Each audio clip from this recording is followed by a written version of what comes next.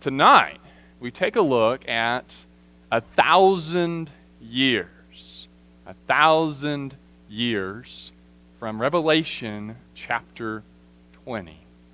There is, within the religious community, a very popular idea of Jesus having 1,000-year or a millennial reign.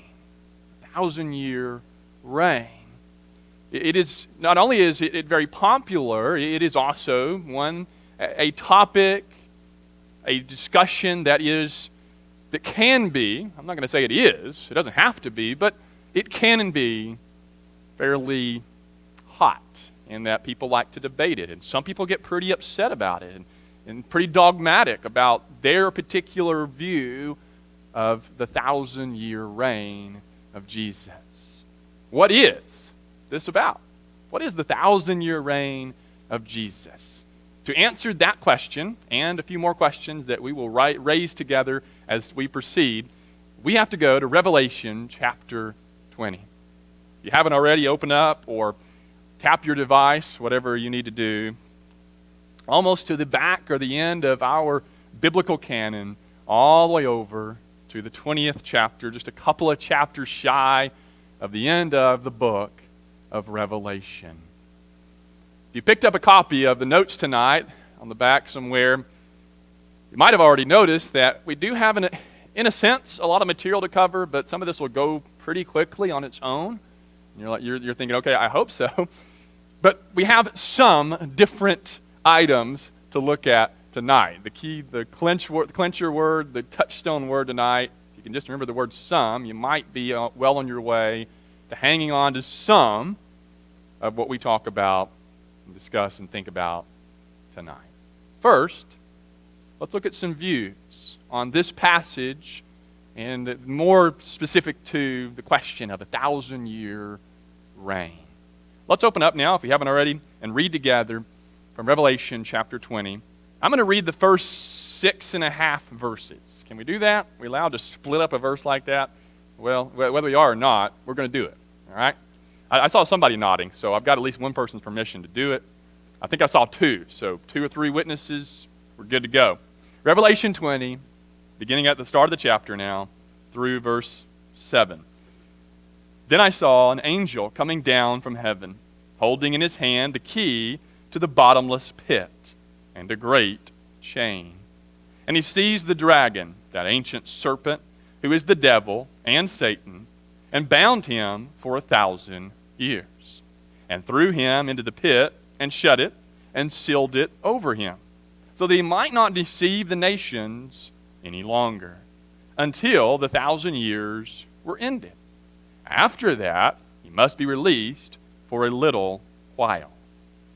Then I saw thrones, and seated on them were those to whom the authority to judge was committed. Now, stop there for just a moment. 2 very brief observations. One, is that this discussion of 1,000 years, at least in Revelation 20, it begins with Satan being bound for 1,000 years. Now, I'm not saying that those that talk about 1,000-year reign and look at it as an actual 1,000-year reign, that none of those that talk about that or teach that ever discuss this. But it is my experience, limited as it may be, that this first part gets neglected sometimes. That it's all about the next paragraph. And we might even kind of forget that Satan, his binding comes into the picture somewhere, even with the 1,000 years. The other observation is how in verse 4 through 6, mainly 4 and 6, those being described, look at the words, they, those, whom. You already from the beginning of verse 4, John is looking at, in this vision, a group of people who have this authority to judge. That's in verse 4. The rest of verse 4 says, I also saw the souls of those who had been beheaded for the testimony of Jesus and for the word of God, and those who had not worshipped the beast or its image, and had not received its mark on their foreheads or their hands. They came to life and reigned with Christ for 1,000 years. There's your key verse, key phrase. Now verse 5 through 7b or 7a. The rest of the dead did not come to life until the 1,000 years were ended. This is the first resurrection. Verse 6. Blessed and holy is the one who shares in the first resurrection. Exclamation point. Over such, the second death has no power, but they will be priests of God and of Christ, and they will reign with him for 1,000 years. And when the 1,000 years are ended, and then you get a bit more of a story with Satan and a battle that is far beyond our task for tonight.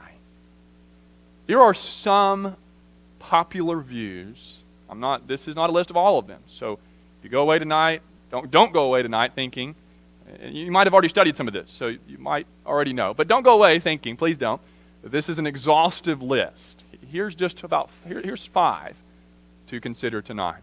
One view on this text and the 1,000-year reign would be called premillennial, or someone that would hold this view might even call themselves, if you ask them, well, what's your take on Revelation 20? They might say, self-description, I'm a premillennialist. Premillennial.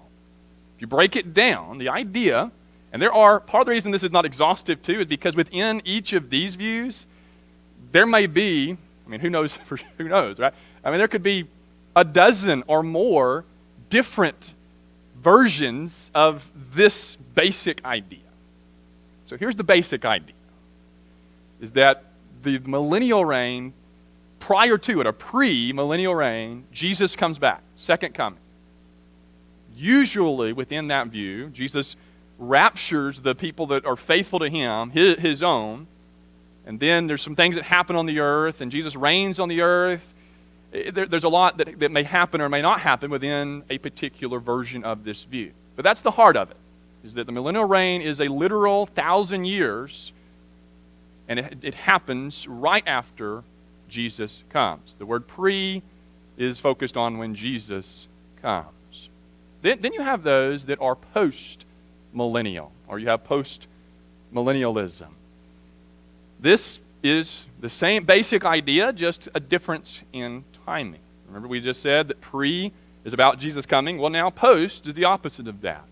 Post-millennial says there will be an actual 1,000-year reign, and then after that reign, then Jesus returns and brings judgment and all of that. Within that, I know I'm saying usually a lot, but I'm trying to be careful here.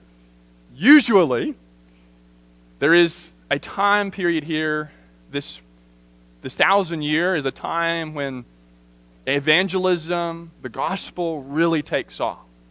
Right before, 1,000 years before Jesus comes. Now, some don't even take this as an actual 1,000 years. It's just a period, a long period. Again, another version there.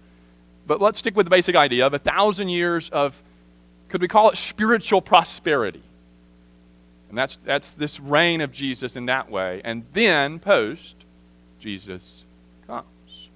Another idea, another view on the 1,000-year reign. Here's a third one. The third one is that of a millennial. Now, if you take this one and you just break it down, a, which comes from the Greek language, would be negative or no, not. But those that hold this view, at least most that I'm familiar with, and this one's pretty popular within the Lord's church, it's not that there will not be a 1,000-year reign, period, like John 20 doesn't exist. It's more that it's not literal, that it refers to a time period. Maybe it refers to something that's already happening even.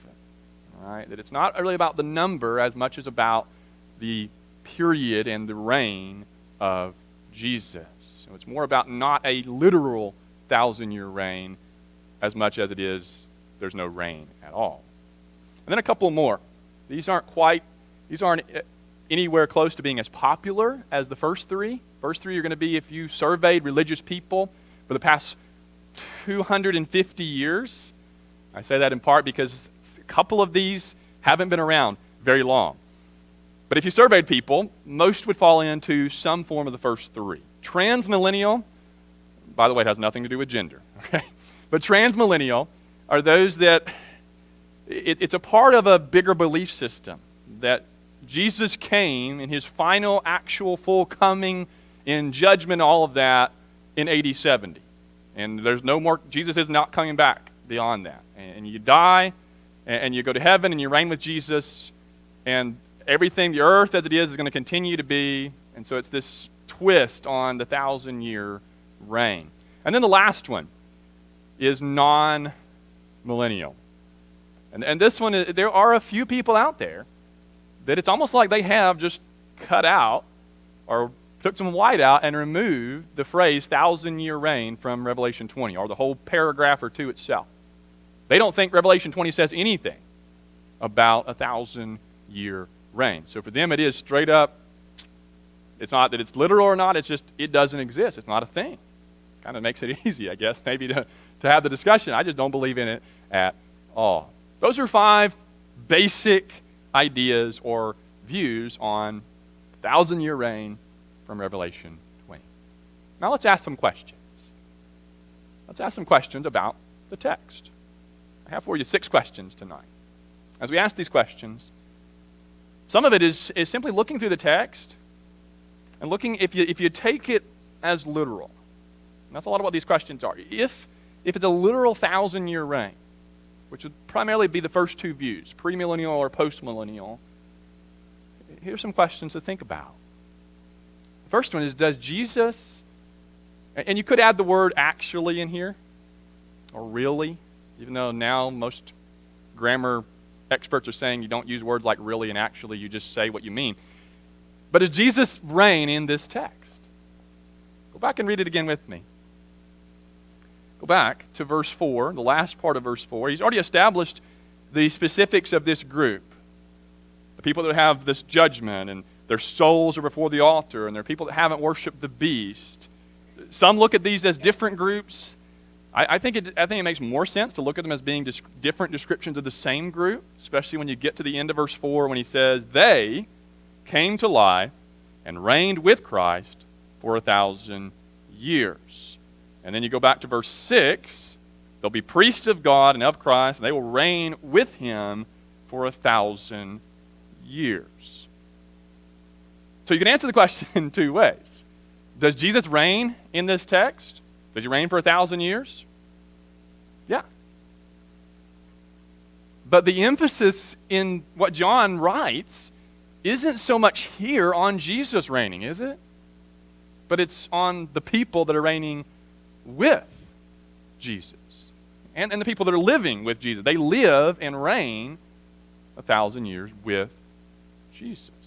So yes, he does, but it's actually, the grammar is more on the people who reigned with Jesus. You could think of it this way. Let's say you have Jack and Bill. Jack and Bill both have worked for the same company. And you could say that Jack worked, now you're looking back and you say that Jack worked with Bill 20 years. That tells you how long Jack worked with Bill. Does that statement alone tell you how long Bill worked at that location? Jake or not? No, it doesn't. All right? Now, I mean, you know that he worked at least 20 years there, but the emphasis or the focus is not really on Bill, right? Yeah. See, I'm getting lost in my own illustration. It does happen. It's on how long Jack worked with Bill.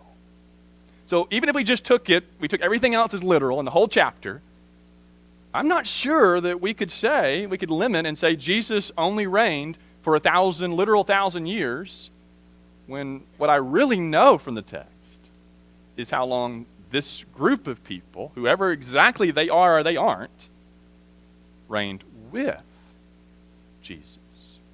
Another question. Does Jesus die at the end? If I keep everything very strictly literal or concrete, then I could come away with this idea. They lived and reigned with Jesus 1,000 years, So not only did they reign 1,000 years, they lived 1,000 years. If it's literal and it's limited to that, well, then they didn't live after 1,000 years, so they died.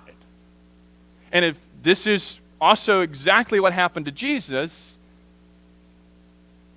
do I want to go there? Does he die after the 1,000 years? If he lives and reigns 1,000 years, and the reign is a literal 1,000 years, what about the other how part? That's one thing that we must be careful about in reading this chapter, is that we can pull certain things out that sound good to us, but we really can't take part without the whole, right? And sometimes we hear people talk about it, and it's almost as if all of these things are just perfectly crystal clear.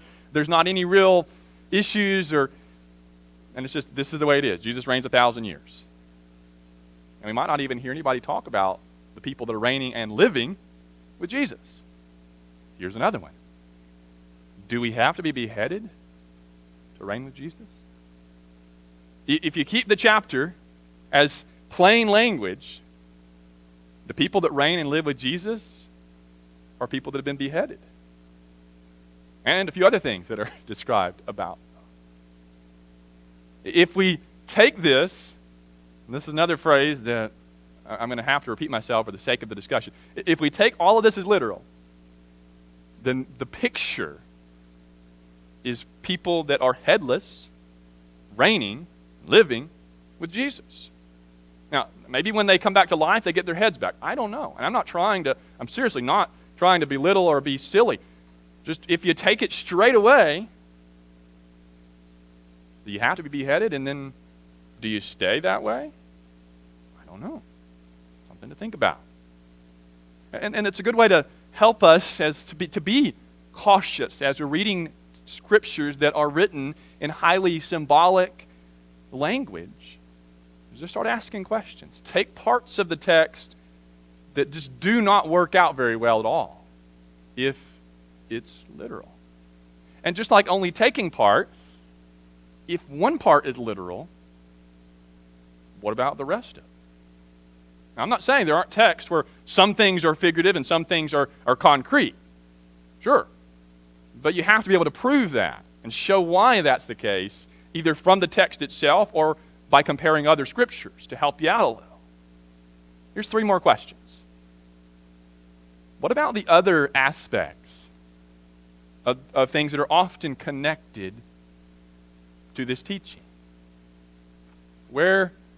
Here's one. We can add some more questions, or we can just say it this way.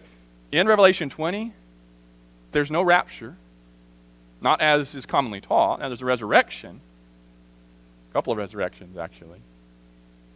There's no Antichrist anywhere in Revelation 20. I mean, unless you assume the Antichrist is Satan, but you got to assume that. There's no Jerusalem. Because sometimes part of the view is that Jesus comes and he reigns from Jerusalem over Israel for 1,000 years. Jerusalem's not even in here. You have to, at best, imply it. Or infer it, I guess. Or at worst, you have to kind of write it into the text somewhere. And there's no specific, in these verses at least, there's no specific coming of Jesus. I mean, he reigns and he blesses his people and he's conquering Satan, but it never actually talks about him coming. Now, there's a judgment scene at the end of the chapter, so maybe you could work it in, but it's not in these verses at least. There's several things like that aren't actually in Revelation 20 that if you listen to some people, it's like you would think it was there, but it's not. Another one. What about the other numbers in the book? There are a lot of different numbers in Revelation. Here's one example. If you want to add it to your handout, you're welcome to. You could go back to Revelation 7, 4 through 14, or you could just flip over to Revelation 14. Let's look at it for just a moment. Revelation chapter 14. Within Revelation, and I've already mentioned in chapter 7, there is a group of people that are numbered out as 144,000. You might have heard of that within even some religious teaching. You might have heard somebody talk about it somewhere, or if you've read much from Revelation, you might remember some readings about that as you read through the book. In Revelation 7, this group of people are from the 12 tribes of Israel. Keep that in mind. But then look here at verse 4 of Revelation 14. It is these, and in context, it's the 144,000 who are redeemed from the earth. Sometimes the idea is put forth that there's only going to be 144,000 people saved, period. But verse 4 says, it is these who have not defiled themselves with women, for they are virgins. So one, they're male. Two, they're virgins. And then he says, it is those that follow the Lamb wherever he goes. These have been redeemed from mankind as firstfruits for God. And in their mouth no lie was found, for they are blameless. So another example, and we're not going to spend any more time looking at this number, 144,000, what it means or doesn't mean. That might be another time. But it's a good example of being careful. Instead of just saying, 144,000, that has to be a literal number, mark it down, might not be the case. I wonder if the same is true in Revelation 20. What if it's not about the number? What if the number is a symbol for something else? One more question. Why is it only here? Why only in this passage? Did you know that? Did you know you can read from Genesis 1:1 to the end of Revelation and everywhere in between, and there is not a single other passage, not even in Revelation, that talks about a 1,000-year reign. So whatever it does and doesn't mean, how literal it is or isn't, we might not want to spend too much time. I know we're spending a whole sermon on it tonight. It's just one sermon, okay? But we might not want to obsess or spend a ton of time and mental energy on this topic, this idea, or even this passage. But like some of the other questions, if you read some, it is almost as if it is all over the Bible. But it's not. One passage. Now, something only needs one time in God's Word for it to be true. And it is true. I certainly don't hold to the non-millennial idea. It's something. It's in the Bible. But whenever it's only one time in the Bible, that alone gives me pause before I'm too quick to decide what it is, and before I'm spending too much or a lot of focus on that. And we'll come back to that in a moment. These are some questions, some of them to ask about the text and about the approach we might take to this passage. Now, some ideas. Just 3 ideas to think about tonight. The text describes a first, and then, mostly by implication, a second resurrection. What is that? Some think it has to do with deliverance from persecution. People that were beheaded here, they were persecuted. They're martyrs for Jesus. And that somehow they're delivered from that persecution. That's the first one. And then maybe the second one is their final reward. Maybe.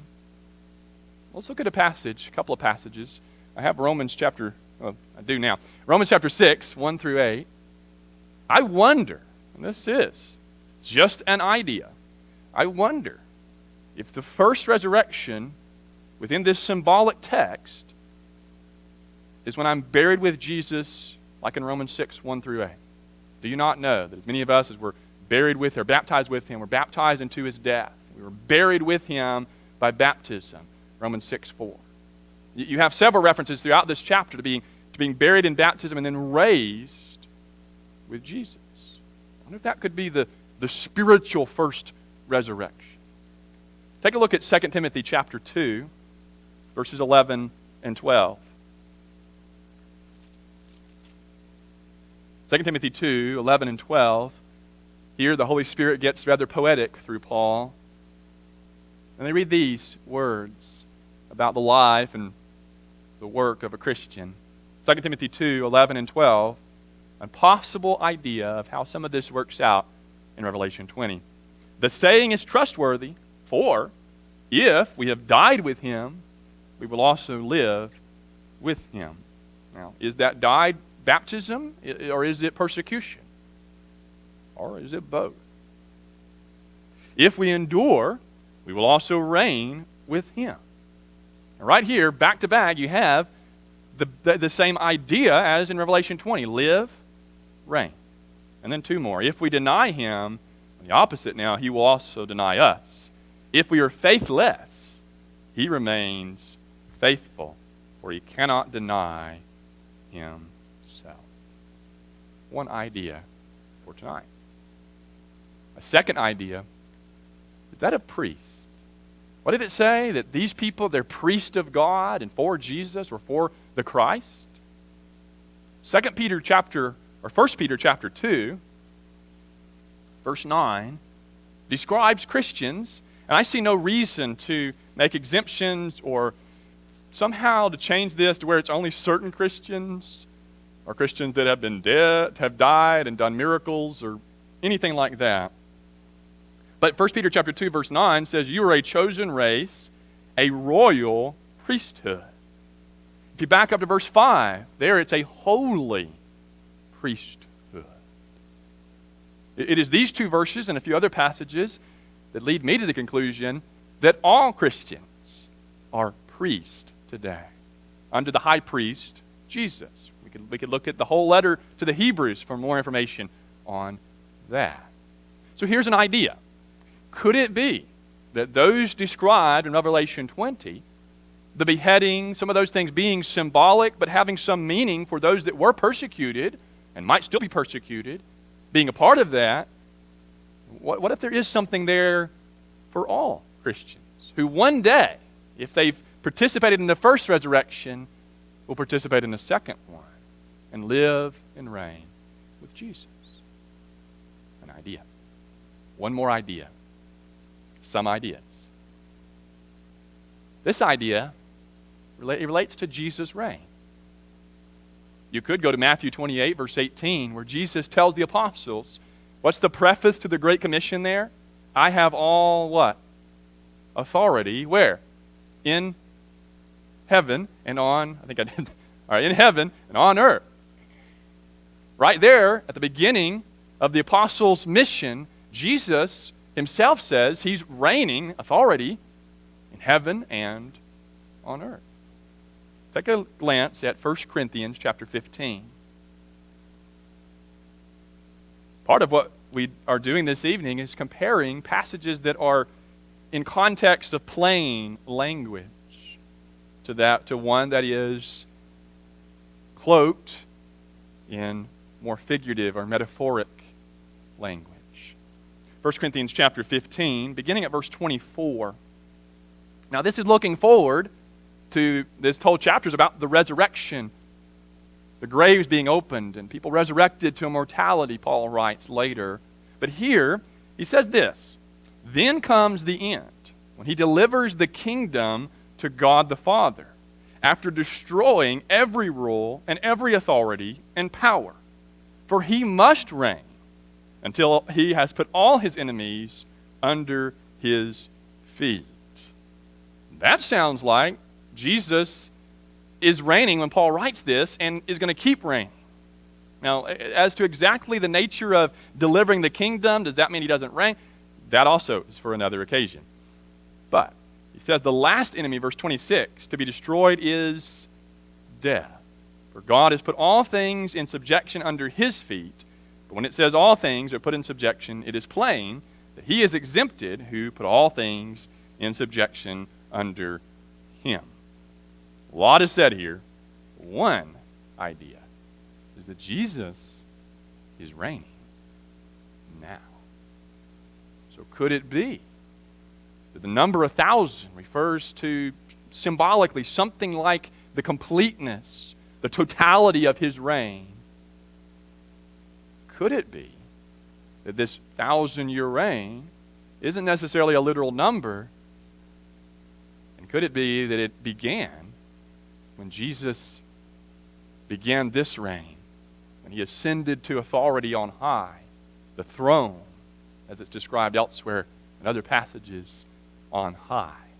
And now Paul says he's going to reign until the end, until he comes and raises the dead. Another idea to put in your, can I say put in your bonnet? I don't know. Another idea to chew on tonight. We'll put it that way.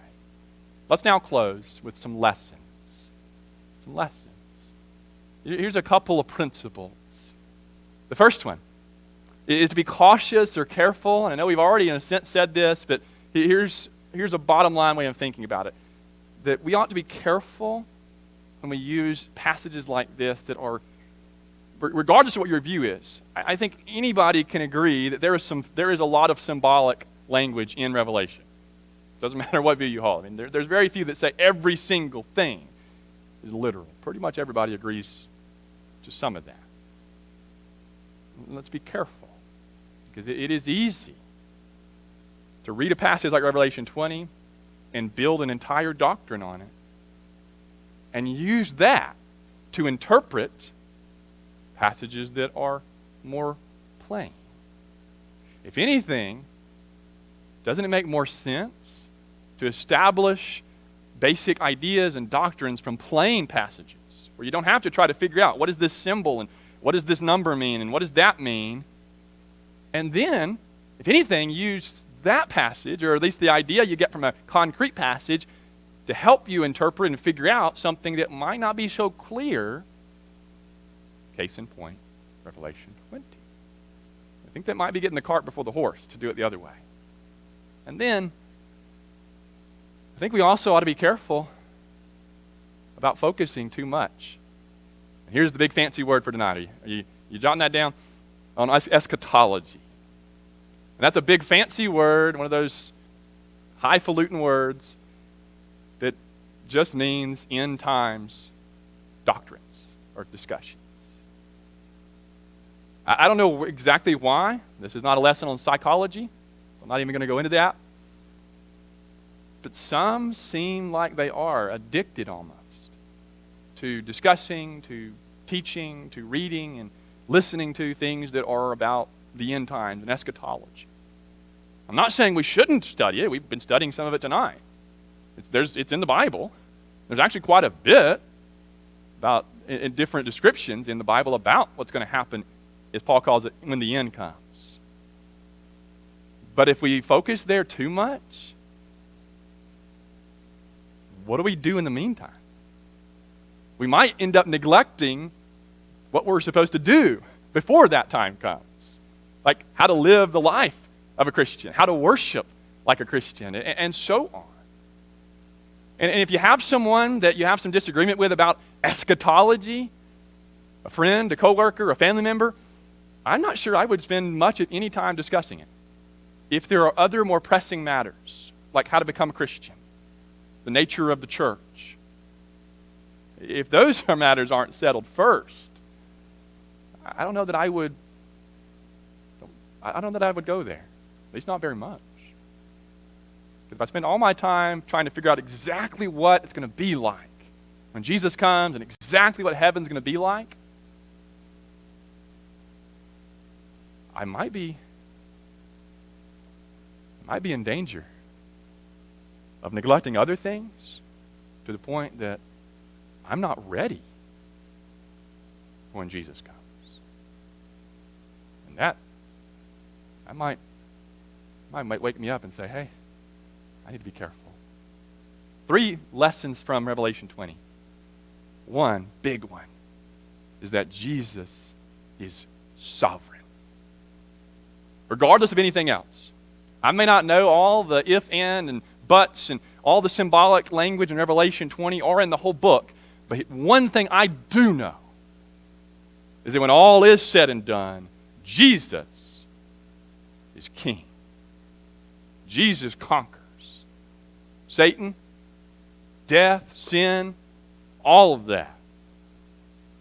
Jesus defeats it and them. So on the flip side, Revelation 20, especially the first 3 verses, regardless of what the binding means, regardless of what it means of when he's let loose and all that he can do and can't do and when that happens, I don't really know. What I do know is that Satan doesn't win. Satan loses. Jesus wins. Satan doesn't. And then something else I do know is that those who faithfully follow Jesus Like in Revelation 20, those that don't worship idols, those that haven't compromised themselves under pressure, whether it's persecution or peer pressure or whatever it is, the people that are following Jesus and stay faithful to Jesus, they're blessed.